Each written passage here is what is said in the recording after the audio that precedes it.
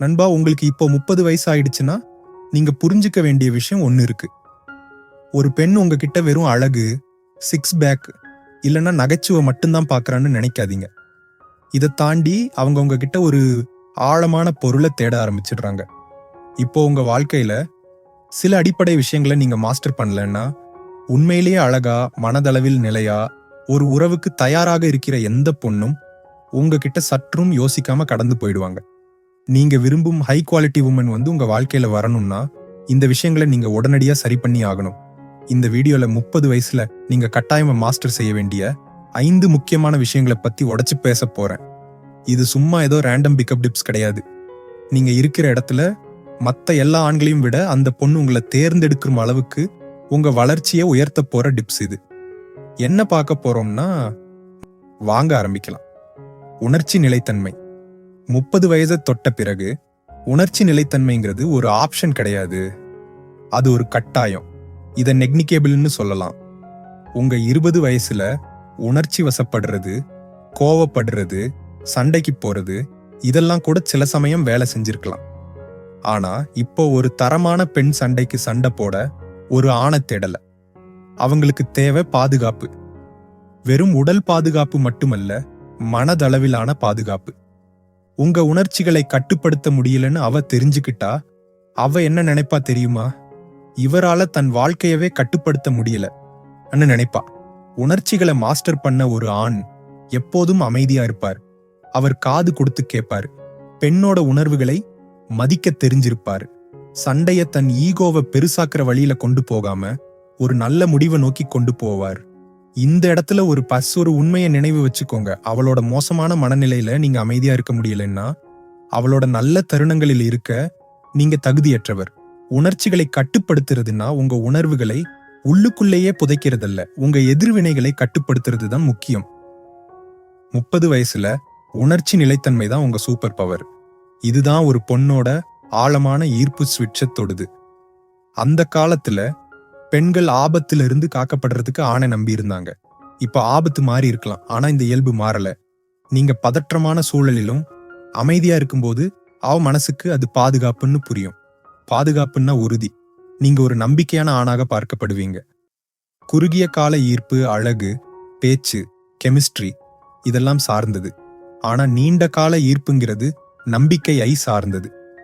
உங்க உணர்ச்சிகளை நீங்க ஒழுங்குபடுத்தும் போது அவளோட ஆழ் மனசு இப்படி சொல்லும், இந்த ஆள் என்னோட மோசமான நிலைகளை கையாள முடியும், வாழ்க்கையோட குழப்பங்கள்ல இருந்து என்ன காப்பாற்றுவார், இவர் நீண்ட காலத்துக்குரியவர். சின்ன பிரச்சனைக்கு கூட கோபப்படுற ஒருத்தர் கையில உங்க எதிர்காலத்தை கொடுப்பீங்களா? அவளும் கொடுக்க மாட்டா. பண நிர்வாகத்திறன். ஒருத்தர் வருஷத்துக்கு 10 லட்சம் சம்பாதிக்கலாம், ஆனா கிரெடிட் கார்டுல கடன் மாசம் மாசம் சம்பளத்துக்காக காத்துக்கிட்டு இருக்கிறது. சேமிப்பு இல்லை, எதிர்கால திட்டம் இல்லைன்னா பார்க்கறதுக்கு திவாலான மாதிரி தான் தெரிவாரு. இது நிலைத்தன்மையற்றதை காட்டுது. ஆனா இன்னொருத்தர் பாதி அளவு தான் சம்பாதிக்கலாம், ஆனா கடன் இல்லாம வாழ்வாரு. புத்திசாலித்தனமா முதலீடு செய்வாரு. அவசர கால நிதி வைத்திருப்பார். கார் ரிப்பேர் ஆனாலும் கவலைப்படாம இருப்பார். இந்த ரெண்டுல யாரை ஒரு பெண் நீண்ட காலத்து துணையா பாப்பா? உங்களுக்கே தெரியும். 30 வயசுல பண நிர்வாகம்ங்கிறது அவளை பணத்தாலேயோ இல்ல ஆடம்பர பொருள்களாலேயோ ஈர்க்கிறது கிடையாது. அது ஒரு விஷயத்தை தெளிவா சொல்லுது, என்னோட வாழ்க்கையை என்னால கையாள முடியும். பணம் வெறும் பணம் இல்ல, அது உங்க மனோபாவம், உங்க முன்னுரிமைகள், உங்க எதிர்கால திட்டமிடலை வெளிப்படுத்துது. பணத்துல குழப்பம் இருக்கிற ஆண் ஒரு ரிஸ்க். அந்த ரிஸ்க பெண்கள் எடுக்க மாட்டாங்க. மோசமான பணப்பழக்கங்கள் ஒரு பெரிய ஈர்ப்பு கொலையாளி. நீங்க அழகா இருக்கலாம், நல்ல வாசனையா இருக்கலாம், அவளை சிரிக்க வைக்கலாம், ஆனா நீங்க பொறுப்பில்லாம பணத்தை செலவு செய்யறத பார்த்தா அவ்வளோதான், கேம் ஓவர். பண நிர்வாகம் உங்க மேலேயே உங்களுக்கு இருக்கிற உணர்வை மாத்துது. நீங்க கடனில் இல்லாம இருக்கும்போது உங்க நடை மாறும். யார்கிட்டையும் போய் நிக்க தேவையில்லைன்னு உங்களுக்கு தெரிஞ்சா உங்க பேச்சுல நம்பிக்கை வரும். அந்த சக்தி தான் திறமையை பிரதிபலிக்குது. திறமைதான் கவர்ச்சி. 30 வயசுல நீங்க செலவு செய்யற ஒவ்வொரு பணமும் ஒண்ணு உங்க வாழ்க்கையை இன்னைக்கு நல்லாக்கணும், இல்லைன்னா நாளைக்கு எளிதாக்கணும். அது நடக்கலைன்னா அது பணத்தை மட்டும் இல்ல, உங்க ஈர்ப்பையும் குறைக்குது. ஆளுமை இருப்பு. டேட்டிங் உலகத்துல உங்க உடல் ஆளுமை இருப்பு தான் உங்க கவர் லெட்டர். உங்க ஆளுமை, தொழில், லட்சியம் இதெல்லாம் அவ தெரிஞ்சுக்கிறதுக்கு முன்னாடியே நீங்க உங்களை எப்படி நடத்திக்கிறீங்கிறத வச்சுதான் உங்களை எடை போட்டுடுவா. 30 வயசுல இது இயற்கையா அழகா இருக்கிறது கிடையாது. உங்களை நீங்க சீரியஸா எடுத்துக்கிறீங்கிற எனர்ஜியை வெளிப்படுத்துறது தான் முக்கியம். நீங்க ஒரு ரூமுக்குள்ள நுழையும் போது ஒரு வார்த்தை பேசுறதுக்கு முன்னாடியே நிறைய விஷயங்களை சத்தம் இல்லாம சொல்றீங்க. உங்க உடல் மொழி நீங்க நம்பிக்கையோட இருக்கீங்களா இல்ல இன்செக்யூரா இருக்கீங்களான்னு சொல்லும். உங்க உடை நீங்க அக்கறையோட இருக்கீங்களா இல்ல பொறுப்பில்லாம இருக்கீங்களான்னு சொல்லும். உங்க க்ரூமிங்க உங்களை நீங்க மதிக்கிறீங்களான்னு காட்டும். நீங்க நினைக்கலனாலும் பெண்கள் இதையெல்லாம் கவனிக்கிறாங்க. உங்க ஷூ, உங்க தாடி வடிவம், சட்டை ஃபிட் ஆகுதான்னு எல்லாத்தையும் அவங்க நோட் பண்ணுவாங்க. உடல் மொழி, குரல், உடல் பராமரிப்பு இதெல்லாம் உயிர் சக்தியையும் திறமையையும் காட்டுது. மரபணு ரீதியா நீங்க ரொம்ப அழகா இல்லைன்னா கூட உங்க இருப்பு நான் இங்க இருக்க தகுதியானவன்னு சொன்னா நீங்க அந்த ரூமையே ஆட்கொள்ள முடியும். அதனால உடற்பயிற்சி செய்யுங்க, நல்லா ட்ரெஸ் பண்ணுங்க, நிமிர்ந்து நில்லுங்க, தெளிவா பேசுங்க, உங்களை நீங்க பராமரிச்சுக்கோங்க. 30 வயசுல உங்க உடல் இருப்பே பேசணும்.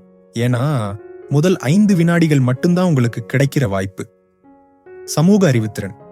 சமூக அறிவுத்திறன்னா ஒரு இடத்துல சத்தமா கத்துறது கிடையாது.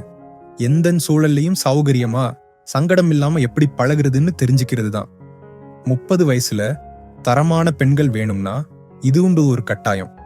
நீங்க வெயிட்டரை எப்படி நடத்துறீங்க, அவளோட நண்பர்களை எப்படி வரவேற்கிறீங்க, தெரியாதவங்க கிட்ட எப்படி பழகுறீங்கன்னு அவங்க எல்லாத்தையும் கவனிப்பாங்க. ஒவ்வொரு பழக்கமும் அவளோட நம்பிக்கையை கூட்டும், இல்லைன்னா சந்தேகத்தை விதைக்கும். சமூக அறிவுள்ள ஆண்கள் இயல்பாகவே மத்தவங்க கிட்ட இருந்து புன்னகை, மரியாதை, பாசிட்டிவ் பதில்களை பெறுவாங்க. பெண்கள் அதை உடனே உணர்ந்துக்குவாங்க. இது தலைமைத்துவ மதிப்பை காட்டுது. நீங்க நகைச்சுவை பேசுறவரா, அரசியல்வாதியா இருக்க தேவையில்லை. கண்ணோடு கண் பாருங்க, பேசுறத விட அதிகம் கேளுங்க, கதைகளை சுவாரஸ்யமா சொல்லுங்க, ஒரு உரையாடலில் இருந்து கண்ணியமா வெளியேறுங்க. 30 வயசுல நீங்க அறிமுகமே இல்லாத ஒரு இடத்துக்குள்ள நுழைஞ்சு வெளியே போகும்போது நண்பர்களோட போக முடிஞ்சா அதுதான் சமூக அறிவுத்திறன். அது ஈர்க்கும் சக்தி கொண்டது. உறவில் தலைமைத்துவம். 30 வயசுல நீங்க சும்மா நடக்கிறது நடக்கட்டும் அன்னு உறவுல இருக்க முடியாது. ஒரு தரமான பெண் சும்மா போற போக்கில் போற ஆணை துணையா ஏத்துக்க மாட்டா. தலைமைத்துவம்னா அதிகாரம் செலுத்துறது கிடையாது. அது வழிகாட்டுதல் கொடுக்கிறது, போக்க தீர்மானிக்கிறது, நம்பிக்கையோட முடிவெடுக்கிறது. நீங்க நல்லா வழிநடத்தும் போது நீங்க அவளுக்கு ஒரு விலைமதிப்பற்ற விஷயத்தை கொடுக்குறீங்க, உறுதி. உறவு எந்த பாதையில போகுதுன்னு அவளுக்கு தெரியும். எல்லைகள் மீறப்படும் போது நீங்க பேசுவீங்கன்னு அவளுக்கு தெரியும். கடினமான முடிவுகளை எடுக்கும்போது நீங்க ஓடி போக மாட்டீங்கன்னு தெரியும். அந்த உறுதி இல்லைன்னா ஈர்ப்பு சீக்கிரமே குறைஞ்சிடும். சின்ன விஷயத்துல ஆரம்பிங்க.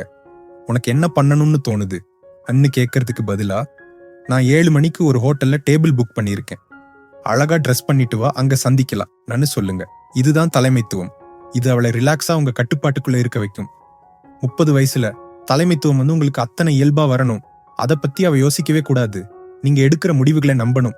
உங்க 30 வயசு தான் உங்க வாழ்க்கையில நீங்க மீண்டும் எழுந்து நிக்கிற, இல்லைன்னா மறைஞ்சு போற தசாப்தம். அதனால உங்க மனசை கட்டுப்படுத்துங்க, உங்க பணத்தை நிர்வகிங்க, உங்க ஆளுமை இருப்பை மேம்படுத்துங்க, உங்க சமூக அறிவை ஷார்பன் பண்ணுங்க, உறவுல தலைமைத்துவத்தை மாஸ்டர் பண்ணுங்க. இதை செஞ்சீங்கன்னா நீங்க பெண்களை துரத்த மாட்டீங்க, அவங்க உங்களை துரத்தி வருவாங்க. இந்த வீடியோ உங்களுக்கு பயனுள்ளதா இருந்தா அந்த லைக் பட்டனை பிரஸ் பண்ணுங்க. அது என் மனசுக்குள்ள ஒரு எனர்ஜியை கொடுக்கும். மேலும் நிறைய ரிலேஷன்ஷிப் அட்வைஸ் வீடியோக்களுக்கு சப்ஸ்கிரைப் பண்ணுங்க.